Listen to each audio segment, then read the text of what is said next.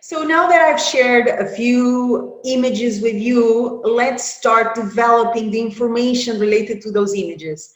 First of all, and once more, I want you to know that what I'm going to share is mostly coming from what I learned from Mahmoud. So I have not read a lot about the Reda troupe because somehow I was so privileged to have studied with Reda himself.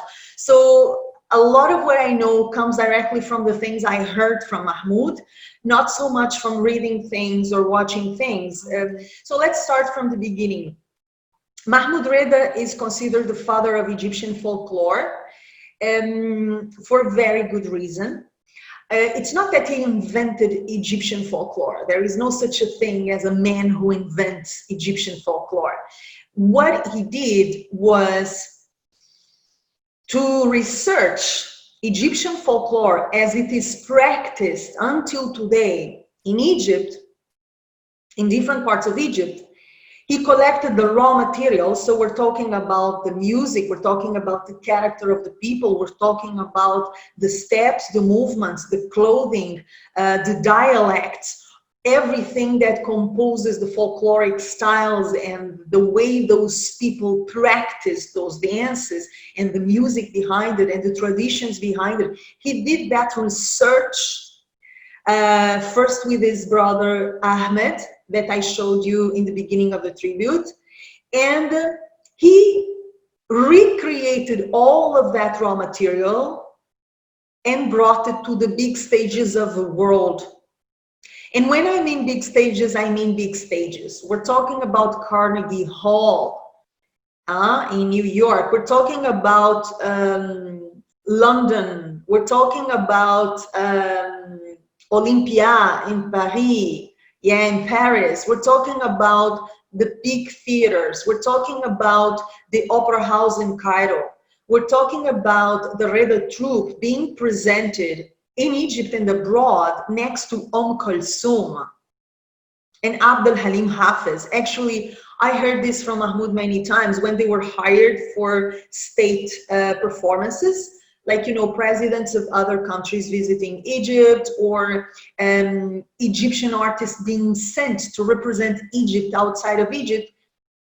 The Reda troupe would be by the side of Kulthum and Abdul Halim Hafiz. Enough said. You know, the first performances of the Reda troupe happened in 1959. And this is where Gamal Abdel Nasser comes into the conversation. He was the first Egyptian president after pharaonic times. So we're talking about a time of transition between King Farouk. So Egypt was ruled by King Farouk, who was ruled by the English, who were still colonizing Egypt. So Mahmoud and the Reda troupe catch a very important transition time in the history of Egypt called the nationalistic era. What is the nationalistic era? As King Farouk, called the puppet of the English, is thrown out of Egypt, as Gamal Abdel Nasser rises to power as the first president of Egypt, Egyptian president of Egypt after the pharaohs. Actually, he was called El Pharaon, also the return of the pharaoh, because for centuries Egypt had been colonized, had been dominated by foreigners, and suddenly, after centuries, you have an Egyptian president from the army, Gamal Abdel Nasser, who loved his culture and who made a point of bringing back the Egyptian culture and identity to the spotlight. Everybody who lived in this time, all the artists benefited from the time itself. And I'm not only talking about the Reda troupe, I'm talking about Kulthum, I'm talking about Abdul Halim Hafiz, and of course, a little later on, Muhammad Abdul Wahab, and an entire generation of dancers and musicians and composers who benefited from Gamal Abdel Nasser's era, the nationalistic era, the desire to affirm and to value Egyptian identity and culture. So this is also very important. He came from Olympic Games, he came from gymnastics, he studied classical ballet in Paris, he studied tap dancing, he worked with a famous troupe in Argentina. That's where the idea for the Reda troupe came, actually. He thought, in Argentina, they are representing the folkloric styles of the country in big stages, and they're doing it so beautifully. In Egypt, we have so much more wealth of folkloric styles. Why nobody has done this before? So this is where the idea came from. And he had the tools to create his own style. So the Reda style, and what we know now as Egyptian folklore, is a mix between the raw material he collected from the places he visited in Egypt and his own knowledge of different dance styles. So when we study Reda style, and if you are a well-rounded dancer, you will know it immediately. You will see influences of different dance styles, aside from the Egyptian folklore. The beautiful thing and the genius thing is that he managed to innovate. He managed to mix these different influences of different dances without losing the essence of the folkloric styles. He innovated, he expanded the dance vocabulary, he created entire choreography, sometimes with a base of very raw little material. You know, if we talk about the Bedouin dance, for instance, okay? I don't know if you visited Egypt, if you've been with the Bedouins. I have been with the Bedouins, so the kind of trip Mahmoud did, I did it by myself when I was 19. So I traveled throughout Egypt and I saw the raw material that Mahmoud saw.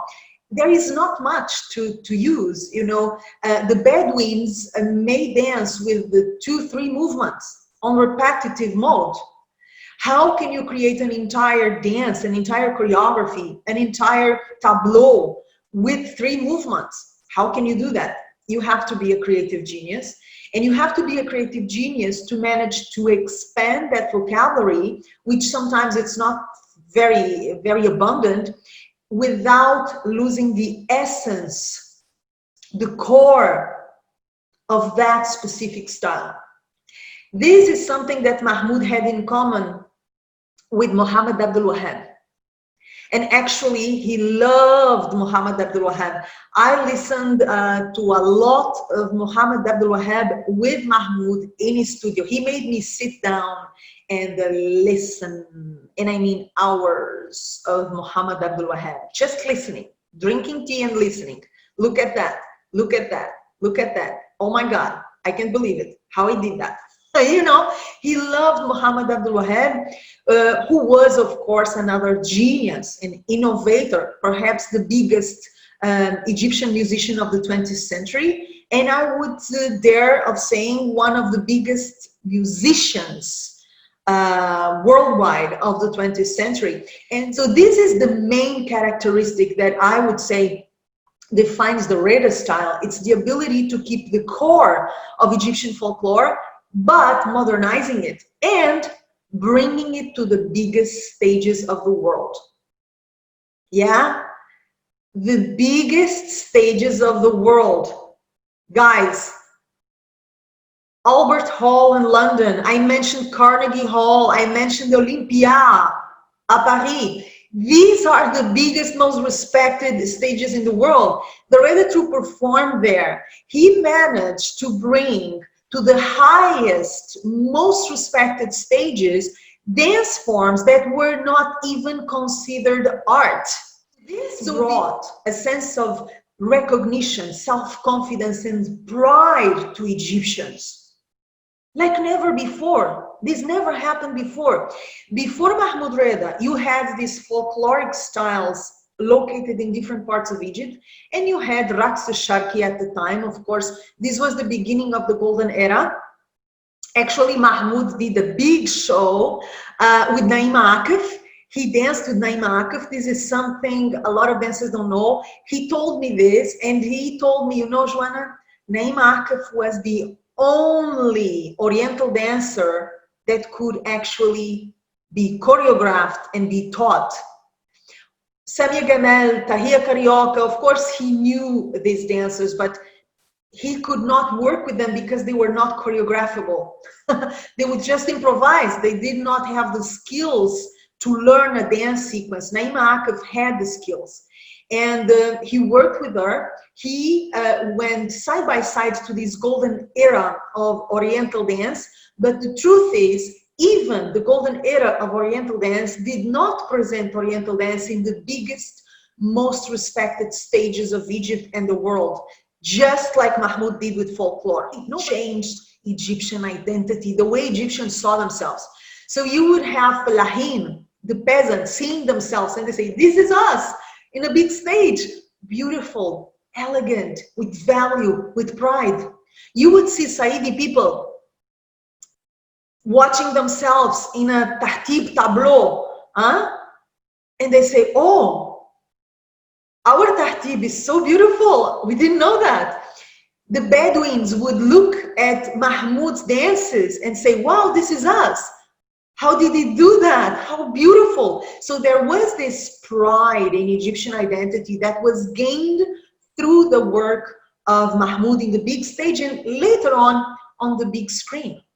So this is where the cinema comes, and this is where the movies that I already mentioned, Haram fil Karnak, that was shot in Karnak, in Luxor, and Agazit Nusasana, the holidays of the mid-year, it's the meaning of the title of the movie, and then Haram el-Wara, the thief of the paper. So these were the three movies that made the name of the Reda troupe and Mahmoud Reda and Farida Fahmy very and utterly and forever popular in the minds of Egyptians, because as you can imagine, a lot of Egyptians did not have the means to travel to Cairo and see a Reda troupe show at the Opera House. So when those movies were made and when they came to the television, people could see the Reda troupe and could see themselves and their own folklore on the screen. Okay, when did it start? I already mentioned, in 1959 was the Reda troupe first official show presentation.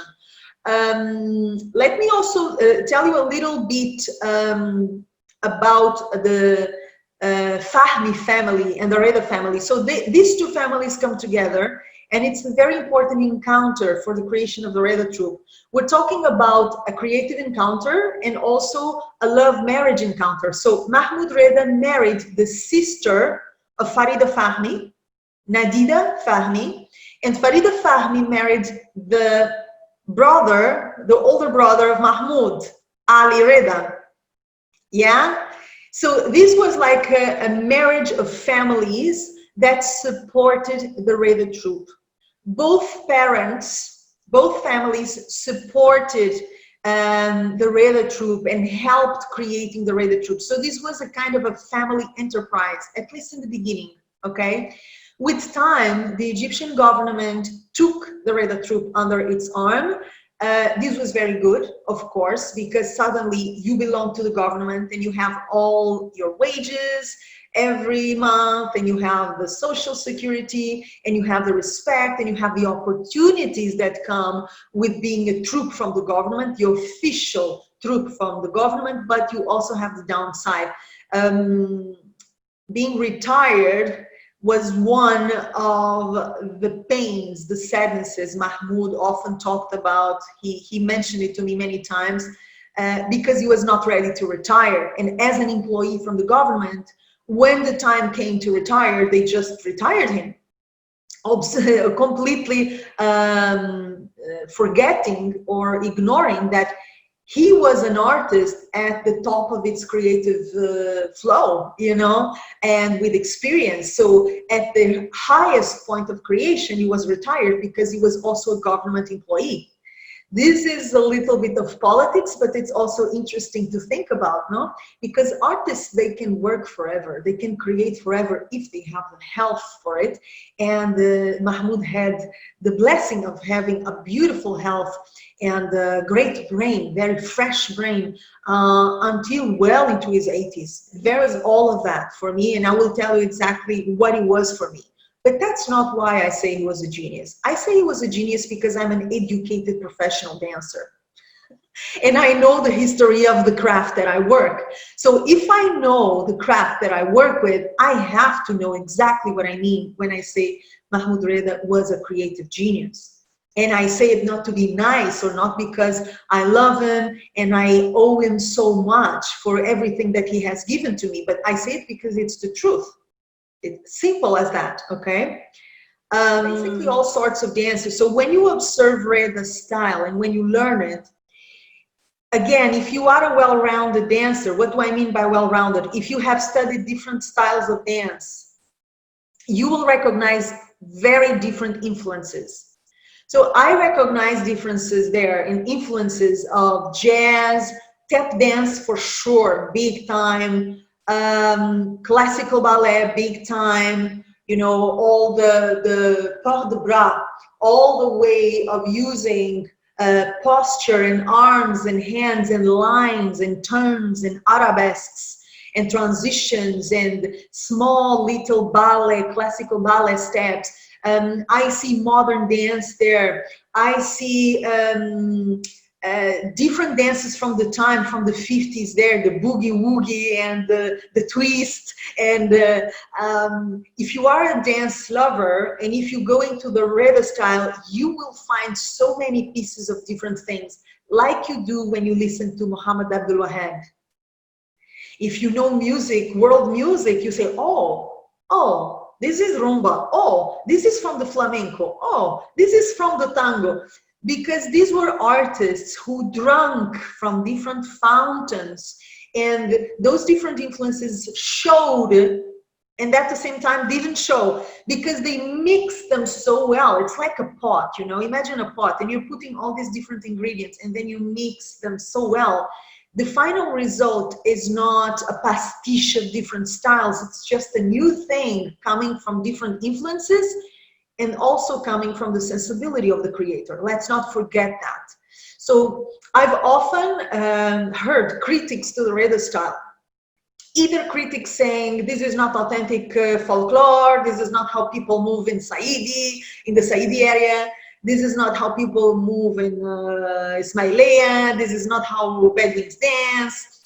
This is absolute nonsense, because then again, as I told you, and I saw that firsthand, in the original places, the original styles, as common people do them, they don't have very often a lot of vocabulary. So you cannot bring a copy paste exactly from the original backgrounds, the original context to the stage. There is a stage language that has to be created.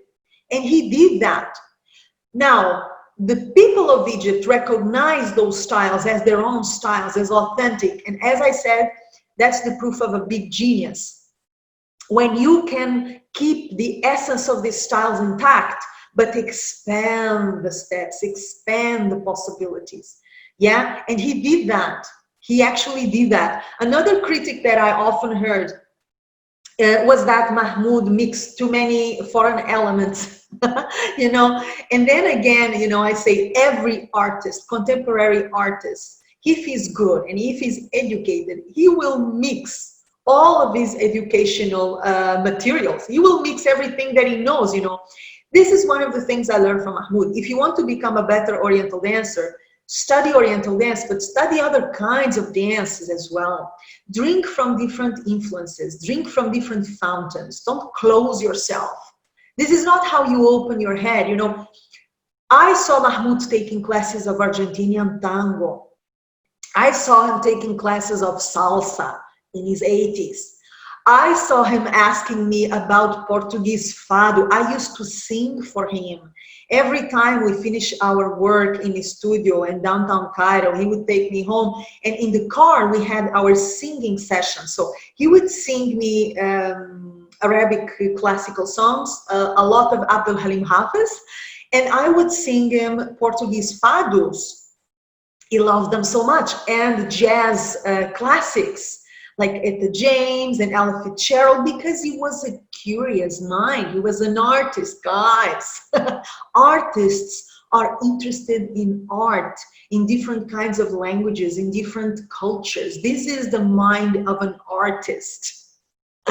So of course the Reda style is a mix of different influences and also a product of the genius of the creator. Let's not forget who created the Reda style. It's not only about the influences and the education Mahmoud had, it's also about his talent.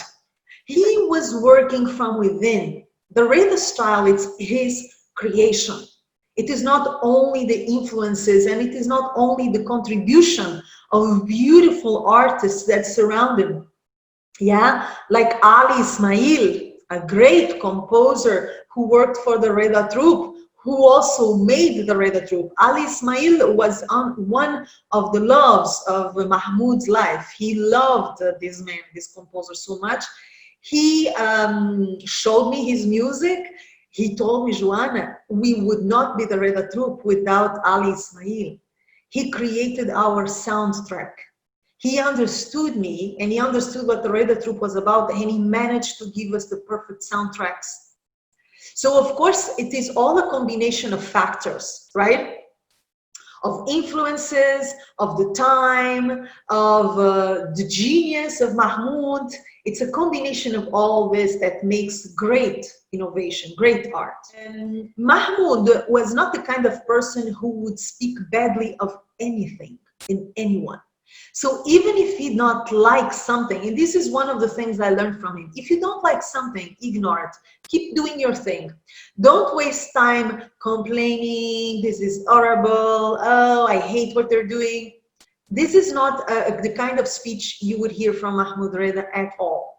He was elegant all the way. So if he didn't like something, maybe he would state it. I mean, of course, he was not excited by the course of the Reda troupe. I mean, nowadays you have the Reda troupe repeating the same old choreographies he did 50 years ago with much less quality, with much less conditions. They are at Balloon Theater in Doki, in an area of Cairo. They perform every once in a while. They travel every once in a while.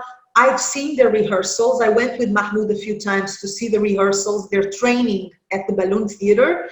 It's a very shallow, very poor shadow of what he created.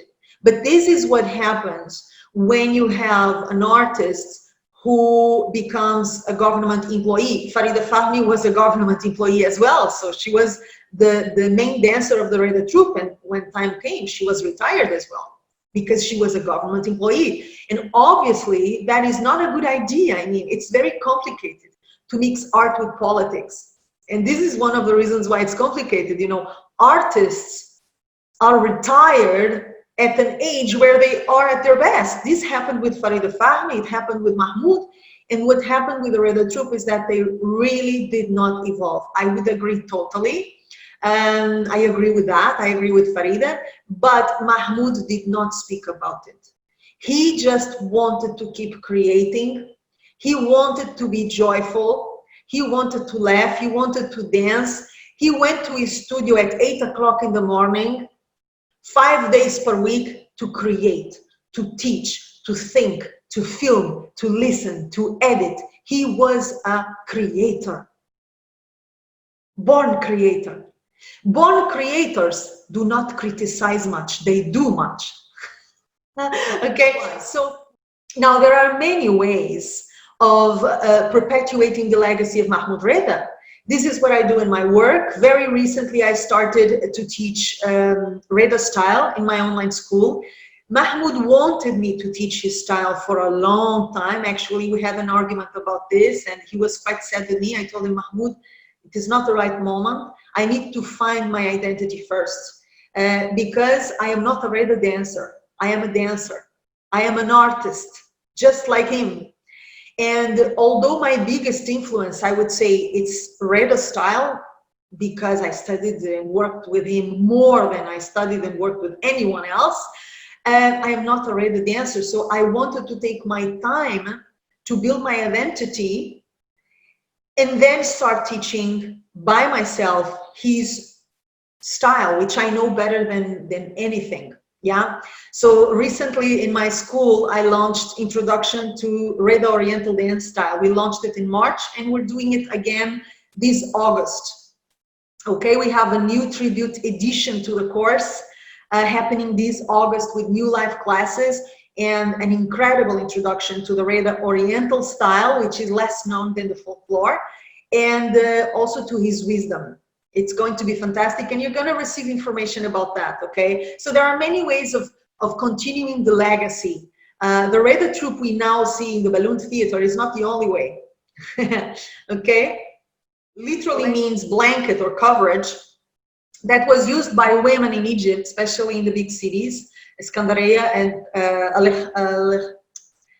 Alexandria, sorry, Iskandaria is the Arabic name, and Cairo, when they came out and they didn't want to cover themselves totally, they had a melaya left that covered their body like that or like that. Okay, this is not the Malay, so I cannot reproduce it, but the Malay is not a dance style per se. Mahmoud created a dance style from the character of the Egyptian woman who wore the Malaya.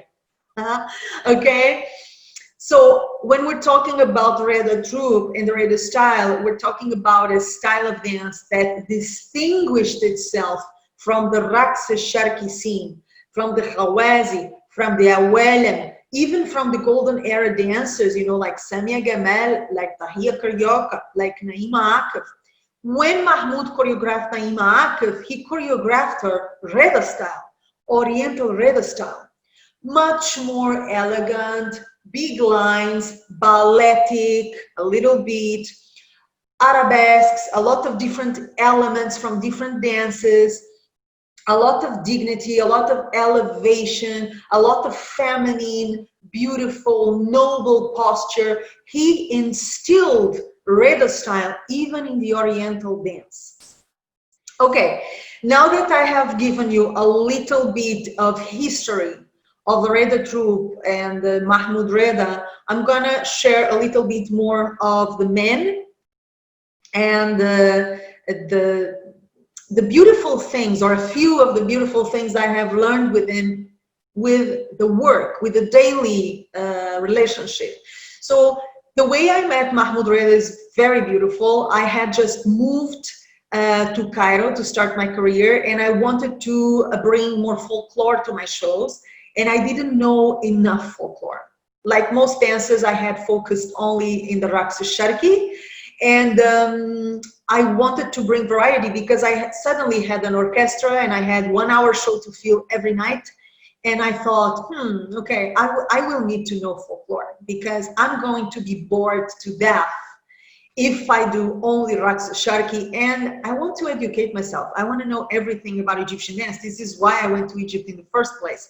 So I headed to his studio in Asr Mill Street, downtown Cairo, a very mythical street, and a very mythical studio where the first rehearsals of Reda troupe happened.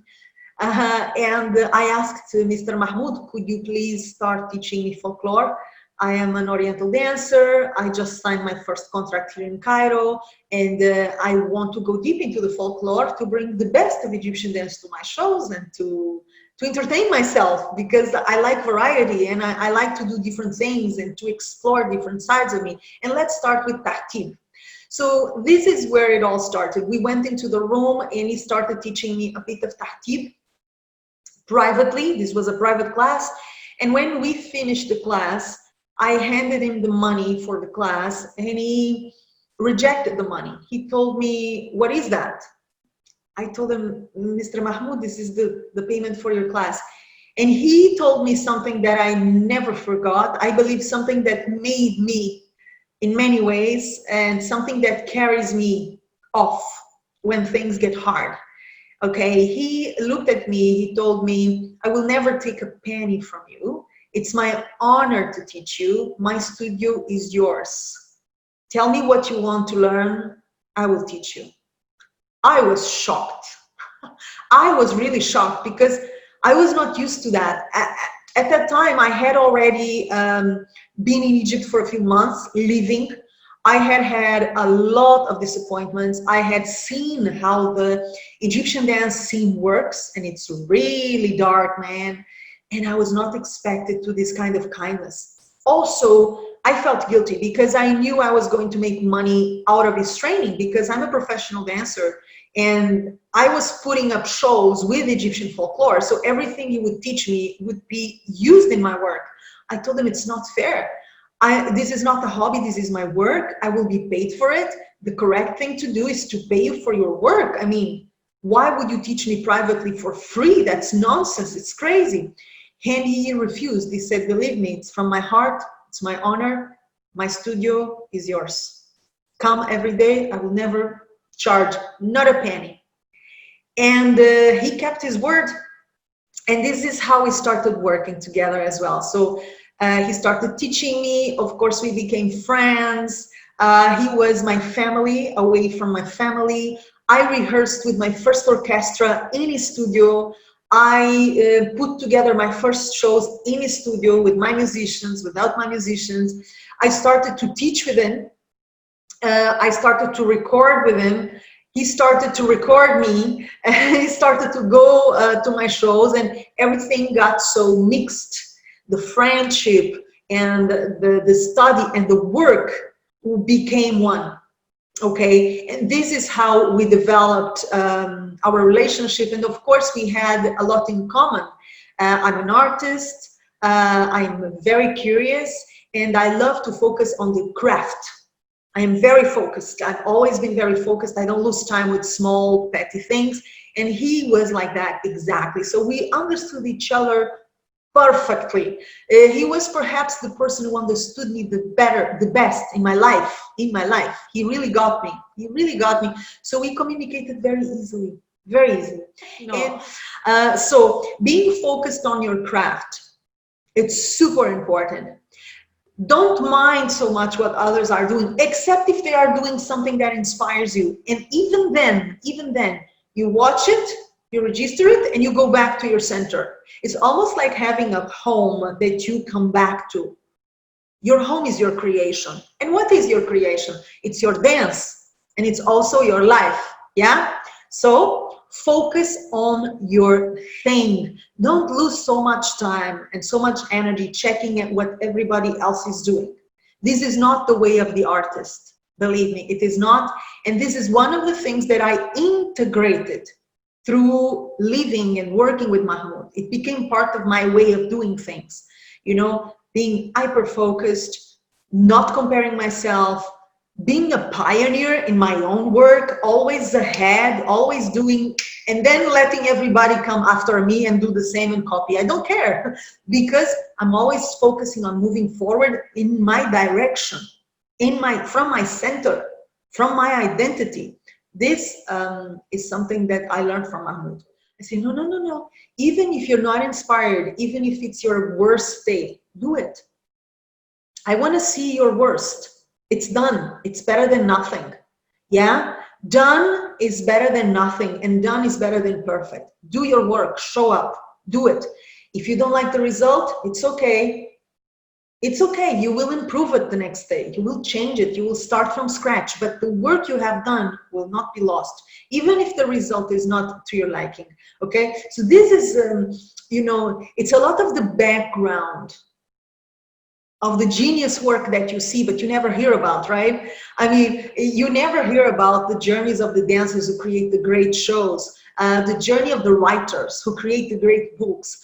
You never heard about the choreographers and what it takes to create this magnificent choreography. There's a lot of boredom, a lot of limitations, a lot of challenges, even geniuses, creative geniuses, they are not brilliant every day, and it's fine. We're human. But you show up and you do your best. This is the key. With self-confidence, but with humbleness. Yeah, sometimes I do average work, sometimes I do lousy work. The world does not end because of it. You know, becoming known is not always the same as becoming respected also. So if you are an Oriental dancer and if you want to do public work, aim for being respected. Don't aim for being known. We can be known for awful things. Fame is not everything. You want to be known, but you want to be known and respected. You don't want to be known just for being known. I mean, I can go with my knickers on my head and doing the flicks and the flacks in the street, and I will be known. You will hear about me in the paper, but what does that say about me, right? So Mahmoud taught me to love the craft, love the dance, love the work, instead of the fame. The recognition and the fame is a consequence. It is not the focus. My focus is not on the fame. My focus is on the work, is on the dance. Fame, or being famous for what I do, is a consequence, is a byproduct that I have no control of, or very little control of. I can only control the quality of my work. I can only control what I do in my dance, the way I portray myself as a dancer, as a woman, how I respect myself as a dancer, as a woman, my contribution to my art form. That's what I can control. I cannot, just because he was Mahmoud Reda, it didn't mean that he could rest. Actually, I always felt lazy by his side, which is strange because I'm not a lazy person. But compared to him, I felt I was very lazy because he was always willing to work and to improve. And I thought, he's Mahmoud Reda. He has an entire career and legacy behind. He's respected. He has received all the condecorations, all the fame, all the respect, all the recognition, and he's still working like he's a beginner? Okay, I think there's something there, right? So work and discipline is a value. Again, not very glamorous, I know. Not very glamorous. A lot of us don't like to hear this. I don't like to hear this. You know, discipline and work sound so serious, so heavy, but they are essential parts of your evolution. And not only for dance, guys. Nothing and no one can evolve without discipline and consistent work. Okay? That dance can change the world. Okay? Dance can change the world. The contribution he did to Egypt, the Reda troupe, changed the way Egyptians saw themselves. It was not only a matter of putting Egyptian folklore in the big, well-respected stages. It was not only a matter of the innovative work. It was also a matter of giving Egyptians a place where they could see themselves and their identity and be proud. For the first time in many centuries, I remind you, Egypt had been colonized until then. So Mahmoud and the Reda troupe, they catch the transition between King Farouk, the puppet of the English, as I already told you, and the first Egyptian president, Gamal Abdel Nasser, and the nationalist era of pride in Egyptian culture. So dance can change the world. His dance changed the face of Egypt. It changed the way Egyptians saw their dance, their music, and saw themselves. Oh, suddenly Egyptians were proud of themselves and proud of their identity. Dance can change the world. When we elevate ourselves, when we elevate our dance, when we revolutionize, and when we say Egyptian dance, Oriental, Folkloric, is worth being on a big stage, not to shake, but to show the art. When we do that, we change the world. Although Mahmoud was not a political person, I mean, he did not speak about politics. He was a political artist without knowing. Without wanting to be, he was a political artist. He was politically aware. So he knew dance could change the world. The power of forgiveness, but not forgetting.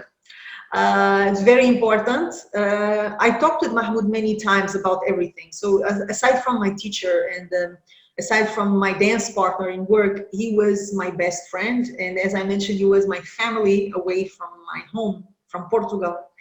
So we spoke about everything, and I would complain, oh, he did that, she did this, because, you know, the business of Oriental dance in Cairo is ravishing. It's a disaster. A lot of corruption, a lot of prostitution, a lot of very dirty things that I wanted nothing to do with. So I struggled a lot, and I saw a lot. And I complained to him, of course, and he would always tell me, you know, learn Forgive, but don't forget. When you are circulating amongst tigers and snakes, learn how to deal with those tigers and those snakes. Don't become like them. You don't have to become a snake. You don't have to become a tiger, but you have to forgive them. They are being themselves. They are what they can be. They're not being mean or good. They are what they are. And if you are living amongst them, you have to learn how to forgive them, but don't forget who they are. Don't go putting your head inside of a snake's mouth and expect her to kiss you. She will bite you. She's a snake. That's what she does. So learn how to circulate amongst snakes and tigers by respecting their nature, but not becoming one of them. In other words, you know, we can be in the world without being of the world. If I'm circulating in a circumstance, in a world, in a universe that is not very kind, very honest, very good, I can still be myself, and I can still allow others to be themselves and find a way, find the flexibility to navigate these tough waters. Okay, so he would just tell me, don't complain so much, just forgive them, but don't forget who they are. Learn how to circulate in the mud without getting dirty. It was living from the heart and dancing from the heart. Rest assured, we will use our head too. You know, I'm a very brainy person. I use my head. I love my head, but the big decisions in my dance and in my life, they come from my heart. So we have to reconnect to our hearts. And this is how I am going to close this tribute. There is a lot. Check the emails I have sent you. There is a set of reasons why I believe every Oriental dancer should know folklore, Egyptian folklore, and every Oriental dancer should know Reda style, for sure. If you want to be a real educated Oriental dancer, you cannot miss Reda style. This is my opinion. Of course, it's a biased opinion, but it's my honest opinion, okay? I will invite you to join our introduction to Reda Oriental Dance Style. I'm redoing the course, a special tribute edition this August. You're going to receive it in an email, the information. There is a special launch that I'm doing. So if you want to get into the Reda style, the technique, the choreography, the wisdom, the mind, all of the background work that usually dancers don't share, I'm sharing it in this course, and I invite you to join me. But aside from the course, there are so many ways of getting into the world of Mahmoud Reda and promoting his work and knowing more about the Reda style and Egyptian folklore. Above everything, guys, and this is something I really want to leave recorded for posterity. What I learned from Mahmoud, aside from everything about Egyptian folklore, was the human quality and the importance of being decent human being. And this is also not very popular. I know, you know, when I say this, people get a little annoyed, but you shouldn't, you know. Everybody who has been studying with me for a while know that for me, the dancer and the person come together. So if I'm developing myself as an Oriental dancer, but I'm not growing as a person, something will be out of whack. Something will not work. So if I want to bring more heart to my dance, I have to have more heart in my life. If I want to bring more self-confidence to my dance, I have to be a more self-confident person. If I want to bring more generosity to my dance, I have to be a more generous person, and vice versa, you know, and continuously and so forth. So the most important thing that I witnessed in all my years of study and relationship and work with Mahmoud was this incredible importance of the human in the dancer. And being a decent person, being honest, being generous, focusing on the positive things, focusing on what matters, focusing on your craft, focusing on your life. Stop comparing yourself. Stop going all around checking what everybody else is doing. That's nonsense. It's just a question of growing as an artist, as a creative being, and also as a human being. And knowing these two things come together. Mahmoud was perfect example of that.